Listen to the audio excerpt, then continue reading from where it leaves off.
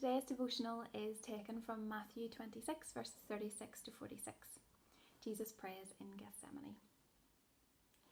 Then Jesus went with them to a place called Gethsemane, and he said to his disciples, "Sit here while I go over there and pray." And taking with him Peter and the two sons of Zebedee, he began to be sorrowful and troubled. Then he said to them, "My soul is very sorrowful, even to death. Remain here and watch with me." And going a little farther, he fell on his face and prayed, saying, "My Father, if it be possible, let this cup pass from me. Nevertheless, not as I will, but as you will." And he came to the disciples and found them sleeping. And he said to Peter, "So could you not watch with me 1 hour? Watch and pray that you may not enter into temptation. The spirit indeed is willing, but the flesh is weak." Again, for the second time, he went away and prayed, "My Father, if this cannot pass unless I drink it, your will be done." And again he came and found them sleeping, for their eyes were heavy. So, leaving them again, he went away and prayed for the third time, saying the same words again. Then he came to the disciples and said to them, "Sleep and take your rest later on. See, the hour is at hand, and the Son of Man is betrayed into the hands of sinners. Rest, let us be going. See, my betrayer is at hand."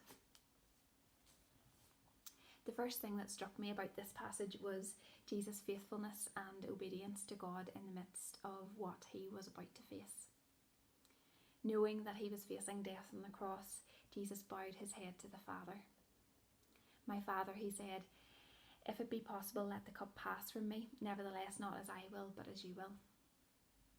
Jesus felt the whole weight of what was about to happen.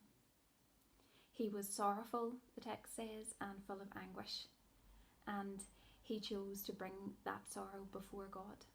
And as he prayed, he submitted to the Father's will, and every prayer he prays, he submits more deeply to the Father's will. And the depiction of the disciples in this story, I think, is a classic one. Jesus' advice for the disciples was for them to sit and to wait and to watch with him. And the disciples fell asleep every time Jesus asked them to stay awake in prayer.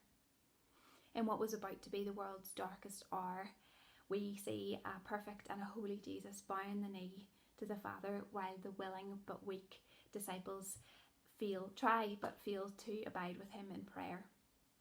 And I think what's beautiful about this story is that Jesus knows the frailty of his disciples.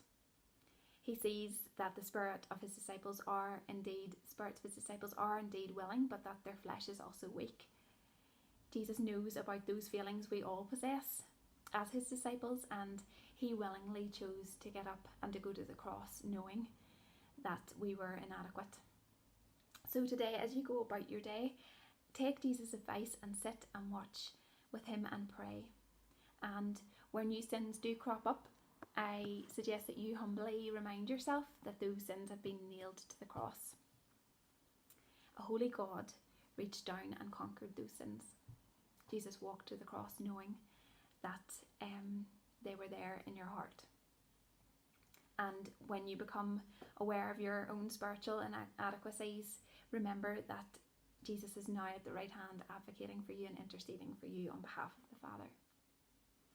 I hope that it serves as an encouragement to you guys and all of us as we approach Easter and everything that means to us as a church.